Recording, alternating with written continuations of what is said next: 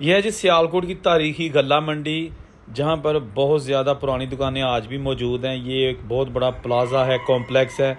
यहाँ पर 1947 से पहले हिंदुओं की बहुत बड़ी आड़त यानी कि जो ख़रीदो फ़रोख्त की शॉप्स होती हैं, होल सेल की दुकानें, ये आज आहिस्ता आहिस्ता भूत बंगला बनती जा रही हैं।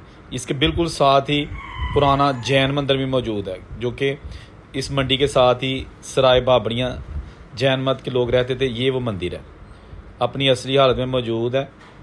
ये देखिएगा, इसको पहले दिन से ही प्लस्तर वगैरह नहीं किया गया, ये ईंटों से बना डूम इसका आज आप देख सकते हैं। यहाँ पर एक बच्चियों का स्कूल बन चुका है, लेकिन ये जो आपको इमारत नज़र आ रही है, ये जनाब बहुत ही अमीर और रईस फैमिली की इमारत थी 1947 से पहले, और उनके कारोबार थे, आड़त थी।